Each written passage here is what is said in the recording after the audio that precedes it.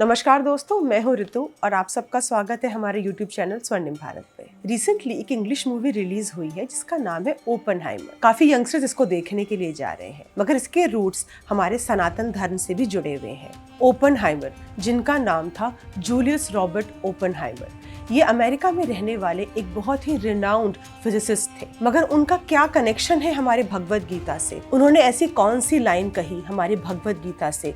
क्या बोला था उन्होंने? आइए जानते हैं। J.R. ओपनहाइमर का जन्म 1904 न्यूयॉर्क में हुआ था। वो बचपन से बहुत ही बुद्धिमान थे। उनके बहुत ही कम मित्र हुआ करते थे। उनका सारा ध्यान अपने पढ़ाई पर ही रहता था, बट मोस्ट इम्पॉर्टेंट फिजिक्स में रहता था।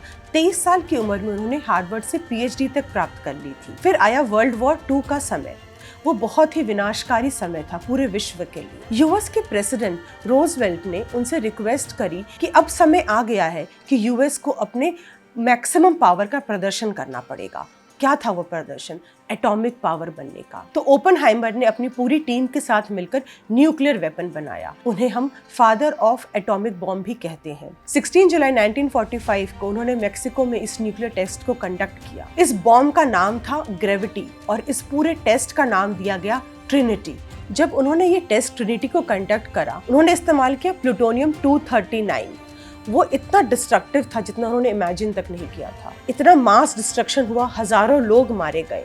1945 में जब उन्होंने ये टेस्ट ट्रिनिटी कंडक्ट करा, तब उनको पता नहीं था कि ये बॉम्ब इतना मास डिस्ट्रक्शन पैदा करेगा। उससे इतना हैवी डिस्ट्रक्शन हुआ कि हजारों लोग मारे गए। स्टील के टावर्स मेल्ट हो गए। उन्हें ये देखकर बहुत ही आत्मग्लानि हुई और उनके मन से ये निकला कि मैंने क्या बना दिया, ये तो बहुत ही इनह्यूमन है। इसका इस्तेमाल अगर करा जाएगा तो हजारों लोग मारे जाएंगे, हजारों बेगुनाह मारे जाएंगे। बाद में वर्ल्ड वॉर 2 को अंत करने के लिए अमेरिका ने जापान पर हिरोशिमा और नागासाकी पे इस बम का इस्तेमाल करा, जिसका नाम था the little boy and the fat man. ये देखकर उन्हें बहुत ही तकलीफ हुई और उन्होंने अमेरिका को रिक्वेस्ट करी कि हमें कभी भी इस पावर का इस्तेमाल नहीं करना चाहिए।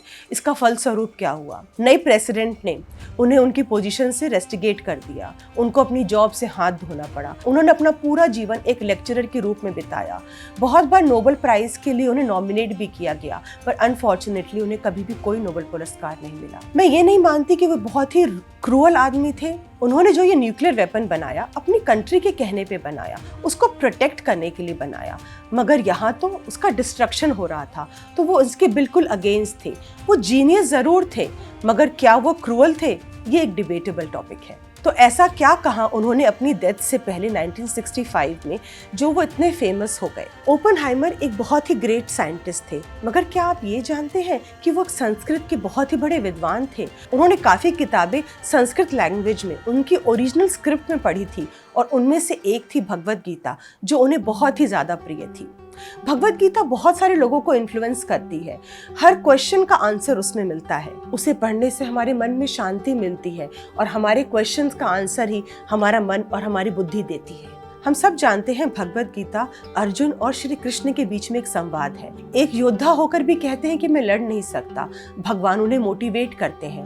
तो ये एक बहुत अच्छी मोटिवेशनल बुक तो है ही, प्लस अपने सारे आंसर्स को पाने का एकमात्र और सबसे इजी साधन भी है। भगवत गीता महाभारत का महायुद्ध शुरू होने से पहले कही गई थी। चैप्टर नंबर 11 का 12वां श्लोक क्या कहता है? अगर आकाश में एक साथ हजारों सूर्य भी उदय हो जाएं, तो भी उन सब का प्रकाश मिलाकर महाप्रभु भगवान के विराट रूप के सामने कुछ भी नहीं है।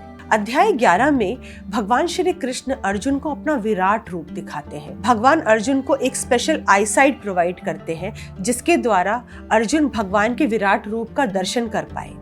अर्जुन उस विराट रूप को देख के डर जाते हैं, भयभीत हो जाते हैं और भगवान से पूछते हैं, भगवान आप हैं कौन? तो भगवान इसके उत्तर में कहते हैं, अध्याय नंबर 11 श्लोक नंबर 32, श्री भगवानुवाच कालोस्मि लोका क्षयकृत प्रवद्धो लोकान् समाहर्तु मिहा प्रबद्धे ऋतेप्यत्वाम न भविष्यन्ति सर्वे ये वविस्थाः प्रदन्निकेषु योधाः।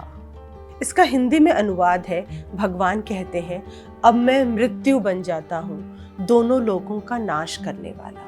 इसमें भगवान श्री कृष्ण अपने आप को महाकाल से संबोधित करते हैं और कहते हैं कि अब मैं स्वयं मृत्यु बन जाता हूँ, दोनों कालों का, दोनों लोकों का, दोनों संसारों का नाश करने वाला। इसमें भगवान श्री कृष्ण अपने आप को काल से कंपेयर करते हैं और कहते हैं, आई एम द इनलार्ज्ड काल, the destroyer of all the लोक्स। I have appeared in this time to destroy the world. I am the mighty world destroying time, now engaged in destroying the world. Oppenheimer ने जब ये देखा कि इतना mass destruction होता है इस न्यूक्लियर पावर से, इस एटॉमिक बॉम्ब से, तो उन्होंने क्या कहा?